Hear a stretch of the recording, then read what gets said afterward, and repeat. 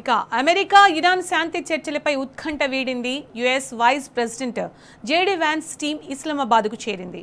ఇటు అమెరికాతో శాంతి చర్చల్లో పాల్గొనేందుకు Iran parliament speaker Mohammad Bagher Ghalibaf నేతృత్వంలోని ఇరాన్ ఉన్నత స్థాయి ప్రతినిధి బృందం పాక్లో అడుగుపెట్టింది. ప్రస్తుతం ఉన్న తాత్కాలిక కాల్పుల విరమణ ఒప్పందాన్ని పర్మనెంట్ డీల్గా మార్చేందుకు ఇరు దేశాల నేతలు చర్చలు జరపనున్నారు. ఇరు పక్షాలు నిర్మాణాత్మకంగా చర్చలు జరుపుతాయని పాక్ నేతలు ఆశాభావం వ్యక్తం చేశారు. ఈ వివాదానికి శాశ్వత సుస్థిర పరిష్కారం దిశగా జరుగుతున్న ప్రయత్నాలకు పాకిస్తాన్ సహకరిస్తున్నంటున్నారు.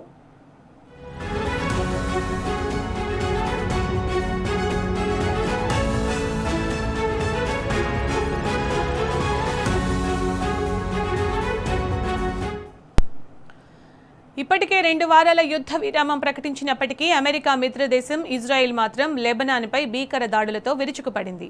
ఈ దాడుల్లో సుమారు 330 మందికి పైగా మరణించారు. హెజ్బొల్లా సంస్థను తుడిచిపెట్టడమే దాడులు జరిపామని ఇజ్రాయెల్ ప్రకటించుకుంది. ఈ పరిణామంపై ఇరాన్ ఆగ్రహం వ్యక్తం చేసింది. కాల్పులు ఆపితేనే చర్చలకు సిద్ధమని పేర్కొంది, లేదంటే మళ్లీ యుద్ధం మొదలవుతుందని హెచ్చరించింది. అయితే లెబనాన్కు కాల్పుల విరమణ వర్తించబోదని ఇజ్రాయెల్ సమర్థించుకుంది.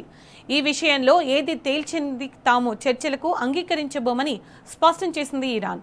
ఈ తరుణంలో చర్చలపై ప్రతిష్టంభన ఏర్పడింది. తీవ్ర ఉత్కంఠ మధ్య చివరకు ఓ మెట్టు దిగిన ఇరాన్ ప్రతినిధులు చర్చలకు హాజరు కావడంతో చర్చలు ముందుకు సాగనున్నాయి.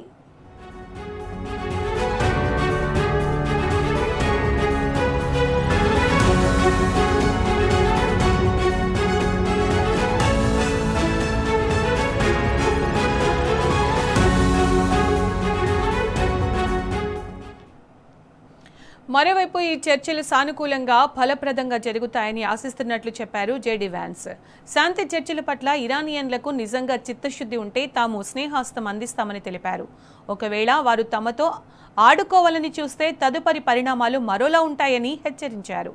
చర్చల విషయంలో ప్రెసిడెంట్ ట్రంప్ కొన్ని స్పష్టమైన మార్గదర్శకాలు జారీ చేశారని వ్యాన్స్ వెల్లడించారు. ఇక ప్రపంచమంతా ఆసక్తిగా ఎదురుచూస్తున్న శాంతి చర్చల నేపథ్యంలో ఇస్లామాబాద్లో కట్టుదిట్టమైన భద్రతా ఏర్పాట్లు చేశారు. నగరంలో రెడ్ అలర్ట్ ప్రకటించారు.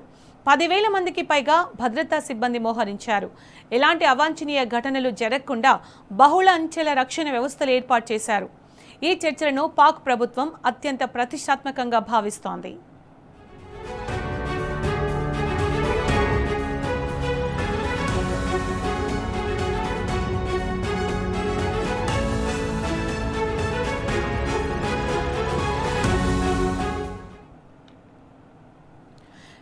ఇదిలా ఉంటే చర్చలకు ముందే ఇరాన్ 2 కీలక షరతులను విధించింది. లెబనాన్లో కాల్పుల విరమణ పట్టుకుబడుతోంది. దీంతో పాటు ప్రస్తుతం నిలిపివేసిన ఇరాన్ ఆస్తులను విడుదల చేయాలని డిమాండ్ చేస్తోంది.